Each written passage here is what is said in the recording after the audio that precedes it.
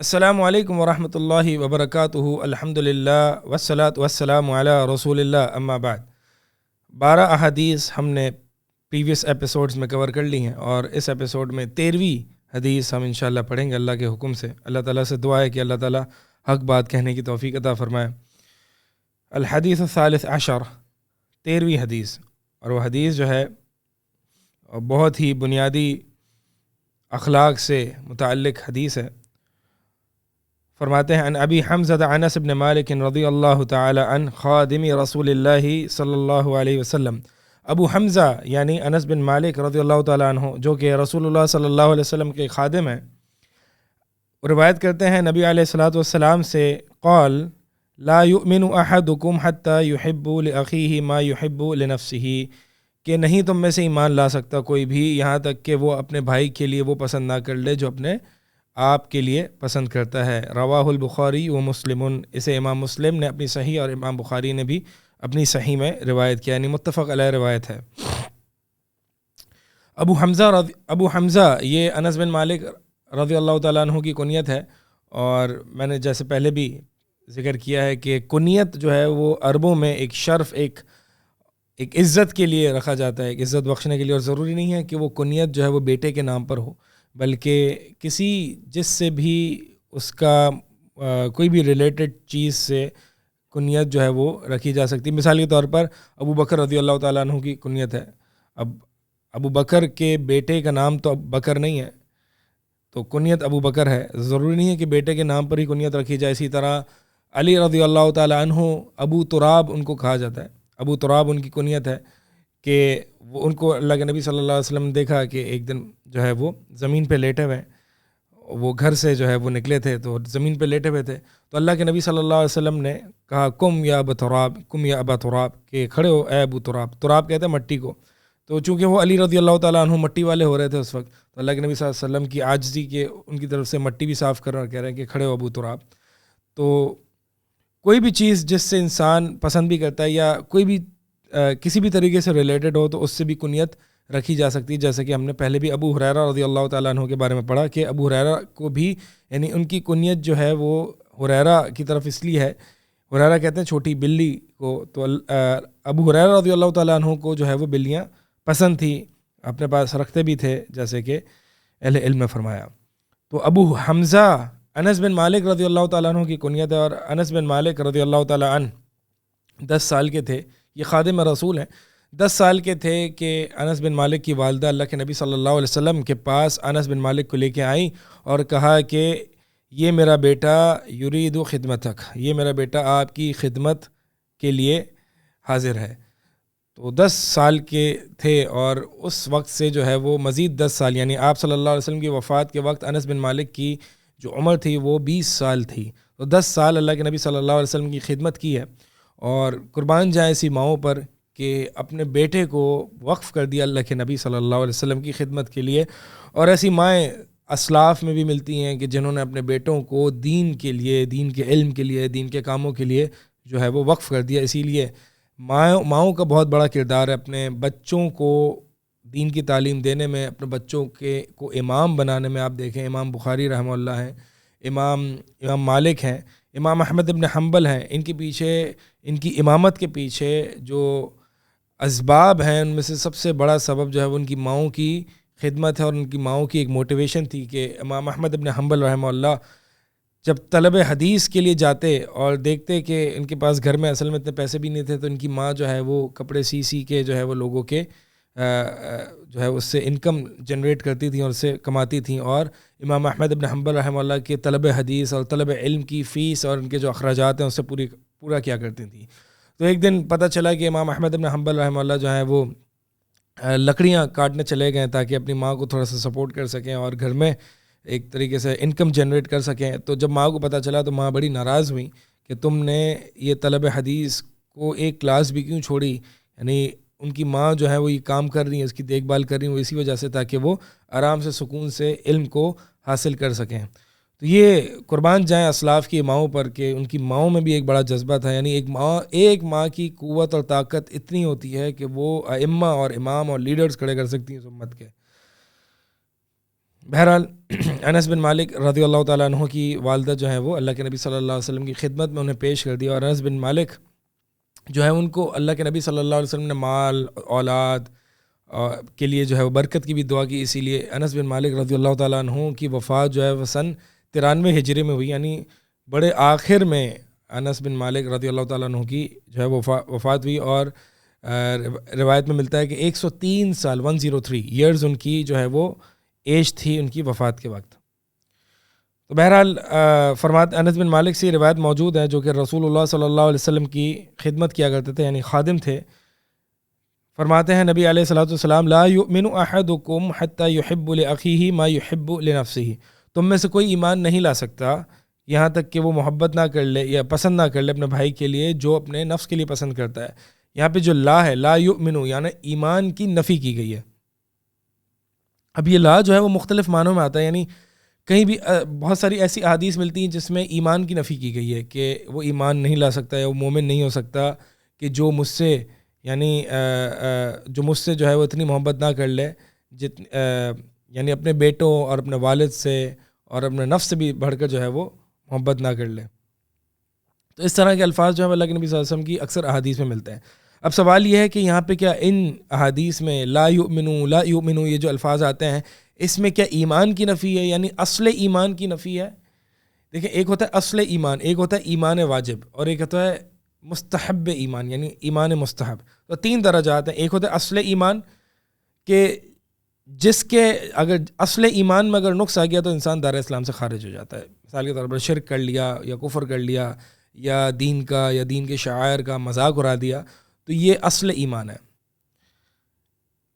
اس سے یعنی اس کے اگر نہ ہو تو انسان دار اسلام سے خارج ہو جاتا ہے. پھر اس کے اوپر درجہ آتا ہے ایمان واجب ایمان، یعنی ایسا ایمان جو کہ واجب ہے لیکن اس کے نقص انسان گنہگار تو ٹھہرتا ہے لیکن بہرحال دائرہ اسلام سے خارج نہیں ہوتا. پھر ایک اور درجہ ہے وہ ہے ایمان مستحب، یعنی اگر یہ کمال ایمان میں سے یا پرفیکشن آف ایمان میں سے ہے کہ انسان ایسے اعمال کرے کہ جو اس کے ایمان میں کمال پیدا کریں اور اس کے ایمان کو مزید مزین کرے. اس میں نقص آنے کی وجہ سے انسان نہ گنہگار ٹھہرتا ہے نہ دائرہ اسلام سے خارج ہوتا ہے. اب سوال پیدا ہی ہوتا ہے کہ اس طرح کے جو الفاظ آتے ہیں احادیث نبویہ صلی اللہ علیہ وسلم میں کہ جس میں نبی علیہ الصلوۃ والسلام ایمان کی نفی کرتے ہیں، تو وہ ایمان کی نفی جو ہے وہ کون سی ہے؟ یعنی اصل ایمان کی نفی ہے، مستحب ایمان کی نفی ہے، یا ایمان واجب کی نفی ہے؟ تو شیخ الاسلام ابن تیمیہ رحمہ اللہ فرماتے تھے کہ جہاں بھی اس طرح کے الفاظ آئیں وہاں پر ایمان واجب کی نفی ہے، یعنی جس کے پورا نہ کرنے سے انسان گنہگار ٹھہرتا ہے. مثال کے طور پر یہ حدیث ہے کہ ایک شخص جو ہے وہ مومن نہیں ہو سکتا جب تک کہ وہ اپنے بھائی کے لیے وہ پسند نہ کرے جو اپنے نفس کے لیے پسند کرتا ہے. یعنی اپنے بھائی سے محبت کرنا، اپنے بھائی کے لیے اچھائی اور بھلائی کی چاہت رکھنا، یہ ایمان واجب میں سے ہے. کیوں؟ کیونکہ انما المؤمنون اخوۃ، بے شک مومن جو ہوتے ہیں وہ آپس میں بھائی کی طرح ہوتے ہیں. تو اپنے بھائی سے محبت کرنا اس کے ایمان کی وجہ سے، کیونکہ وہ اللہ اور اس کے رسول پر ایمان لاتا ہے، اس لیے اس سے محبت رکھنا اور اپنے لیے بھی اس کے لیے بھی وہی پسند کرنا جو اپنے لیے کرتے ہو، یہ ایمان واجب کا درجہ ہے. یعنی جب اپنے بھائی سے محبت ہوگی تو اس کی غیبت نہیں ہوگی، اس کی چغلی نہیں ہوگی، اس کو کوئی اذیت نہیں پہنچائی جائے گی، اس کو گالی نہیں دی جائے گی، اس پر لعن طعن نہیں کی جائے گی. تو یہ سب کیا ہے؟ اذیت پہنچانا، غیبت کرنا اور چغلی کرنا اور گالی دینا، یہ برا بھلا کہنا، یہ سب جو ہے وہ گناہ ہے. تو لہٰذا یعنی ایمان واجب کا کم از کم یعنی ایمان واجب وہ ہے کہ جس میں یہ ساری چیزیں نہ ہوں. تو لا یؤمنو میں عموماً جو ہے وہ غالباً ایمان واجب کی ہی نفی ہوتی ہے. لا یؤمن احدکم حتی یحب لاخیہ، کہ تم میں سے کوئی ایمان نہیں لا سکتا جب تک کہ وہ اپنے بھائی کے لیے وہ پسند نہ کر لے. لاخیہ. اب بعض اہل علم نے فرمایا کہ یہاں پہ مراد جو ہے وہ کفار بھی ہیں، یعنی یہاں پہ اخی یعنی کافر کو بھی بھائی بحیثیت قوم بحیثیت انسان کے کہا گیا ہے یا تغلیباً کہا گیا ہے. تو اہل علم فرماتے ہیں کہ کافر کے لیے بھی انسان ایک مومن ایک مسلمان وہی پسند کرے جو اپنے لیے کرتا ہے. مثال کے طور پر اپنے لیے انسان اسلام کی بقا، اسلام اور ایمان کو پسند کرتا ہے، تو اپنے کافر دوست کے لیے بھی جو ہے وہ اسلام اور ایمان کو پسند کرے اور اس کو بھی دین اسلام کی اور اچھائی کی طرف دعوت دے. اور بہرحال یہ اپنے معنی میں عام ہے. زیادہ بہتر یہ ہے کہ اس کو جو ہے وہ یعنی اگر اس معنی میں لیا جا رہا ہے تو پھر تو ٹھیک ہے کہ بھائی کو یعنی اگر یہاں پہ کافر کو اس معنی میں شمار کیا جا رہا ہے کہ اپنے لیے ایمان پسند ہے تو کافر کے لیے بھی ایمان پسند ہے, اس معنی میں لیا جاتا ہے ٹھیک ہے. ورنہ بھائی کا اطلاق عموماً جو ہے وہ مومن پر ہی ہوتا ہے. انما المؤمنون اخوۃ فاصلحوا بین اخویکم. اللہ تعالیٰ قرآن میں فرماتا ہے کہ مومن جو ہیں وہ آپس میں ایک دوسرے کے بھائی ہیں, لہٰذا مومن بھائیوں میں اپنے بھائیوں میں اصلاح کا کام کیا کرو. تو یہ مسلمان بھائی کے لیے وہی پسند کرنا جو اپنے لیے پسند کرنا. ماں یہاں پہ لأخی ماں, یہ ماں جو ہے وہ صیغہ عموم ہے, اس میں عام ہے, یعنی جو کچھ بھی تم اپنے لیے پسند کرتے ہو دین میں سے یا دنیا کی بھلائیوں میں سے, دنیا کی خیر میں سے, نعمتوں میں سے, وہ بھی تم اپنے بھائیوں کے لیے بھی پسند کرو. یہ ماں عام ہے. عموماً یہ دین کے معاملہ میں ہوتا ہے, اور یہ دنیا کے معاملہ میں جہاں پر اہل علم فرماتے ہیں جہاں پہ مزاحمت نہ ہو, یعنی کانٹرڈکشن نہ ہو. مثال کے طور پر ایک انسان ہے اور اس کے پاس جو ہے وہ ایک وقت کا ہی کھانا ہے, ایک وقت کا کھانا ہے. اب وہ مسلمان اپنے لیے تو یہ پسند کرتا ہے کہ وہ کھانا کھائے کیونکہ اس کو بھوک لگ رہی ہے اور اس کے پاس ایک وقت کے سے زائد کھانا موجود نہیں ہے.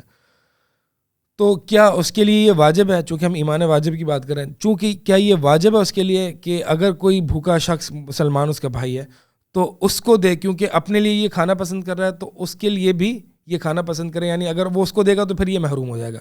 اس کو کہتے ہیں مزاحمت, یعنی ایسی چیز پسند کرنا اپنے لیے یا اپنے بھائی کے لیے جو اپنے لیے پسند کر رہے ہیں, یہ ان معاملات میں جہاں پہ مزاحمت نہ ہو. یعنی جہاں پہ مثال کے طور پر آپ کے پاس جو ہے وہ کھانا بے شمار موجود ہو اور کھانا جو ہے وہ 2-3 وقت کا موجود ہو, تو اس میں آپ اپنے بھائی کو شریک کر لیں, تو یہ یعنی اس میں اب اس کے اپنے بھائی کے لیے وہ چیز پسند نہ کرنا جو آپ اپنے لیے کر رہے ہو, تو یہ ایمان واجب میں نقص ہے, یعنی ایک گناہ ہے. لیکن اگر مثال کے طور پر آپ کے پاس ہائی لمیٹڈ ریسورسز ہیں, آپ کے پاس ایک وقت کا کھانا ہے اور آپ دوسرے اپنے بھائی کو شریک نہیں کر سکتے, اگرچہ آپ اس کے لیے بھی بہتر چاہتے ہو, اس کے لیے بھی بھلائی چاہتے ہو, لیکن اگر آپ یہ کھانا اس کو دیں گے تو آپ محروم ہو جائیں گے. تو اس کا مطلب یہ نہیں کہ آپ کے لیے یہ کھانا دینا اس کے لیے واجب ہے, یعنی آپ کا یہ کھانا دینا اپنے بھائی کو واجب ہے کیونکہ یہ حدیث میں آتا ہے, نہیں, بلکہ یہ حدیث ان امور میں سے تعلق ہے کہ جہاں پہ مزاحمت نہ ہو. یعنی مزاحمت یعنی کانٹرڈکشن نہ ہو, کہ مثال کے طور پر اگر آپ بھائی کے لیے وہ پسند کریں گے جو اپنے لیے کرتے ہیں تو پھر آپ جو ہے وہ محروم ہو جائیں گے اور آپ کا بھائی جو ہے وہ آپ ان کو دے دیں گے.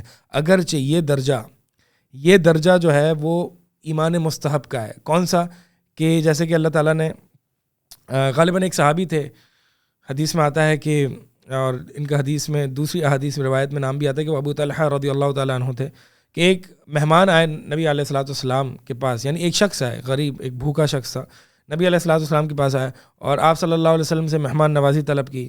تو اللہ کے نبی صلی اللہ علیہ وسلم نے اپنی ازواج مطہرات پر پیغام بھیجا کہ کوئی کھانا اویلیبل ہے, تو ہر جگہ سے جواب آیا کہ نہیں, صرف پانی ہی موجود ہے. سبحان اللہ, مطلب اللہ کے نبی صلی اللہ علیہ وسلم کی تمام ازواج مطہرات کے گھر میں کھانا موجود نہیں ہے, صرف پانی موجود ہے. تو اللہ کے نبی صلی اللہ علیہ وسلم نے فرمایا کہ کون ہے شخص جو اس کی مہمان نوازی کرے گا؟ تو ان میں سے ابو طلحہ رضی اللہ تعالیٰ عنہ اٹھے, اور وہ انصاری صحابی تھے, اور انہوں نے کہا کہ یا رسول اللہ, میں ان کی مہمان نوازی کروں گا. لہٰذا وہ ان کو لے کے گئے اپنے گھر پر اور اپنی بیوی سے پوچھا کہ کھانے میں کچھ موجود ہے؟ تو بیوی نے کہا کہ نہیں, بس بچوں کا ایک وقت کا کھانا موجود ہے, بچوں کا ہے, ہمارا بھی نہیں ہے. تو ابو طلحہ رضی اللہ تعالیٰ عنہ نے کہا کہ ٹھیک ہے, یہ کھانا جو ہے وہ پیش کر دو ان پر, اور بچے اگر جب کھانا مانگے تو ان کو سلا دینا. تو لہٰذا ایک بچوں کا کھانا تھا, وہ بھی ایک وقت کا تھا, وہ اس مہمان کو دے دیا, اور چراغ جل رہا تھا. تو ابو طلحہ رضی اللہ تعالیٰ عنہ کی جو زوجہ تھیں, زوجہ محترمہ, قربان جائیں ایسی بیویوں پر بھی, کہ انہوں نے جو ہے وہ چراغ یہ شو کیا اس مہمان کو کہ وہ چراغ درست کر رہی ہیں, تو اتنے میں وہ چراغ بجھا دیا, اور یہ سامنے والے کو شو کیا کہ ابو طلحہ اور ان کی وائف بھی کھانا کھا رہے ہیں, تاکہ وہ مہمان آرام سے کھا سکے. یعنی اس کو یہ الجھن نہ ہو کہ جو میرے ہوسٹ ہیں وہ کھانا نہیں کھا رہے تو میں کیسے کھاؤں. لہٰذا ان کو یہ شو کیا چراغ بند کر کے کہ گویا کہ یہ کھانا کھا رہے ہیں.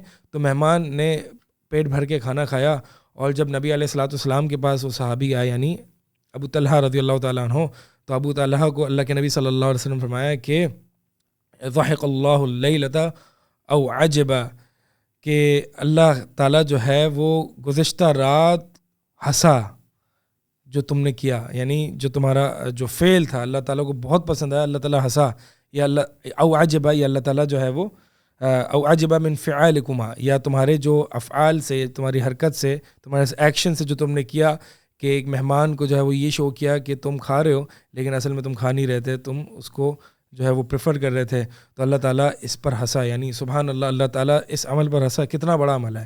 اور اسی پر یہ آیت نازل ہوئی وَيُؤْثِرُونَ عَلَىٰ أَنفُسِهِمْ وَلَوْ كَانَ بِهِمْ خَصَاصَةٌ، کہ یہ لوگ اپنے اوپر اوروں کو ترجیح دیتے ہیں اگرچہ اس کے ضرورت مند، اس کے حاجت مند وہ خود سب سے پہلے ہوتے ہیں۔ تو یہ تو ایمان مستحب کا درجہ ہے، یہ ایمان واجب کا درجہ نہیں ہے۔ مطلب ایسا ہم سے وجوباً لازماً یہ ڈیمانڈ نہیں کیا شریعت نے کہ اگر آپ کے پاس کچھ موجود نہ ہو یا آپ کے پاس ایک وقت کا کھانا ہو تو آپ اپنے بھائی کو ترجیح دیں اپنے آپ پر، یہ ایمان واجب کا تقاضا نہیں ہے۔ ہاں ایمان مستحب تو ہے، کمال کا درجہ تو ہے، اللہ تعالیٰ کا ہنسنے کا سبب تو ہے کہ اللہ تعالیٰ ان لوگوں پر، ان ایسے یعنی ابو طلحہ پر اور ان کی وائف پر اللہ تعالیٰ مسکرایا، ہنسا، تو یہ ایمان مستحب ہے۔ الغرض خلاصہ یہ ہے کہ اس حدیث میں اللہ کے نبی صلی اللہ علیہ وسلم نے یہ فرمایا کہ بھائی کے لیے وہ پسند کرو جو اپنے لیے پسند کرتے ہو۔ یہ ان ریسورسز میں ہیں جہاں پہ resource limited to yourself نہ ہو، یعنی ریسورس وہاں پہ مثال کے طور پر 2 چیزیں ہوں تو وہاں پہ ایک اپنے بھائی کو دے دو، ایک مجھے دے دو۔ تو یہ دنیا کے کچھ ایسے معاملات ہیں۔ اس کا مطلب یہ نہیں ہے کہ دینی معاملات میں منافسہ اور مقابلہ اور کمپٹیشن نہیں ہے، بلکہ سابقوا الی مغفرۃ من ربکم، اللہ تعالیٰ نے فرمایا کہ ایک دوسرے سے آگے بڑھو اللہ تعالیٰ کی مغفرت اور جنت کی طرف۔ تو یہ صحابہ میں کمپٹیشنز دینی معاملات میں چلتے تھے، یعنی مثال کے طور پر نماز کھڑی ہو گئی اور پہلی صف میں جگہ موجود ہے اور آپ جا سکتے ہیں پہلی صف میں اپنی جگہ لینے کے لیے، لیکن آپ اپنے بھائی کو ترجیح دیتے ہیں اور آپ پیچھے ہٹ جاتے ہیں، تو یہ مطلوب نہیں ہے، کیونکہ اللہ کی عبادت میں اور آخرت کے معاملوں میں تو ہم نے ایک دوسرے سے کمپٹیشن کرنا ہے، آگے بڑھنا ہے۔ سلف صالحین کا یہ طریقہ رہا تھا، بلکہ ابو بکر اور عمر رضی اللہ تعالیٰ عنہما یہ تو آپس میں ایک دوسرے سے کمپیٹ کرتے تھے۔ عمر رضی اللہ تعالیٰ عنہ کہتے تھے ہمیشہ ابو بکر جو ہے مجھ سے آگے نکل جاتے ہیں۔ تو آج تو اللہ کے نبی صلی اللہ علیہ وسلم نے جو ہے وہ جہاد کے لیے کچھ فنڈز وغیرہ کی کال دی ہے، تو آج تو میں ابو بکر کو بھی پیچھے چھوڑ دوں گا، لہٰذا عمر بن خطاب جو ہے وہ اپنا آدھا مال لے آئے اور کہا کہ آج تو میں ابو بکر کو بھی پیچھے چھوڑ دوں گا۔ جب دیکھا کہ ابو بکر رضی اللہ تعالیٰ عنہ آ رہے ہیں اور اپنا پورا مال لے کے آ رہے ہیں، تو عمر رضی اللہ تعالیٰ عنہ کہنے لگے کہ اب تو میں ابو بکر سے آگے نہیں بڑھ سکتا۔ تو صحابہ آپس میں یہ جو ہے وہ دینی معاملات میں آگے بڑھنا، آپ مثال اس سے موٹیویشن ہوتی ہے۔ مثال کے طور پر اپنے بھائی کو دیکھیں کہ یار ایک وہ شخص ہے میرا بھائی، وہ قیام اللیل کر رہا ہے تو میں اس سے زیادہ کروں گا، یعنی یہ حسد نہیں ہے بلکہ یہ آگے بڑھنا ہے کہ میں اللہ کا زیادہ قرب حاصل کروں گا۔ وہ اللہ کے قریب ہو رہا ہے، میں اس سے زیادہ قریب ہوں گا۔ وہ نوافل پڑھ رہا ہے، میں اس سے زیادہ نوافل پڑھوں گا۔ وہ پیر جمعرات کے روزے رکھ رہا ہے، میں پیر جمعرات کی بھی رکھوں گا اور میں ایام 20 کے بھی رکھوں گا۔ تو ایک دوسرے سے کمپٹیشن کرنا یہ مطلوب ہے، یہ اس حدیث میں شامل نہیں ہے۔ یعنی ایسا نہیں ہے کہ مثال کے طور پر کوئی نیکی ہے تو آپ چاہیں کہ میرا بھائی یہ نیکی لے جائے اور میں پیچھے ہٹ جاؤں، تو ایسا نہیں، جیسے کہ میں نے صف اول کی مثال دی۔ تو یہ کچھ اس پہ تعلیقات تھیں اس حدیث پر، اور یہ ایک بہت ہی اہم مسئلہ ہے ایمان کا، اپنے بھائیوں سے محبت کرنا۔ اصل میں اپنے بھائی سے، مسلمان بھائی سے محبت کرنا اور اس کے لیے وہ پسند کرنا جو اپنے لیے کرتے ہیں، اس کی وجہ یہ ہے، یعنی اس سے اتنی محبت اس لیے کی جا رہی ہے صرف اس کی ذات کے لیے نہیں، بلکہ چونکہ وہ اللہ اور اس کے رسول سے محبت کرتا ہے اس لیے میں اس سے محبت کرتا ہوں۔ تو یعنی میری جو پوری محبتیں ہیں، جس کی محبت کے ارد گرد گھوم رہی ہوں، اللہ اور اس کے رسول کی محبت ہے۔ یعنی میں اللہ تعالیٰ سے اور اس کے رسول سے اتنی محبت کرتا ہوں کہ جو بھی ان سے محبت کرے گا تو میں ان سے ایسی محبت کروں گا جیسے میں اپنے آپ سے کرتا ہوں۔ یہ مطلوب ہے اور یہ ہونا چاہیے۔ یعنی اگر میں کسی سے محبت کر رہا ہوں تو اس لیے نہیں کہ کوئی دنیا مطلوب ہے، کوئی دنیا چاہیے، کوئی سورس چاہیے، نہیں، بلکہ اس لیے کر رہا ہوں کیونکہ یہ اللہ اور اس کے رسول سے محبت کرتا ہے۔ چونکہ میں اللہ اور اس کے رسول سے محبت کرتا ہوں، لہٰذا میں اس سے بھی اس لیے محبت کروں گا کیونکہ یہ میرے محبوب سے محبت کرتا ہے، اور جو میرے محبوب سے محبت کرے گا میں بھی اس سے اتنی محبت کروں گا جتنی میں اپنے آپ سے کرتا ہوں۔ اللہ تعالیٰ سے دعا ہے کہ اللہ تعالیٰ ہمیں یہ باتیں سمجھنے کی، اور اللہ تعالیٰ سے دعا ہے کہ اللہ تعالیٰ یہ اسلامی مسلمان اخوت ہمیں قائم رکھنے کی اور اپنے بھائیوں سے محبت کرنے کی توفیق عطا فرمائے۔ اقول قولی ھذا استغفر اللہ لی ولکم وسائر المسلمین۔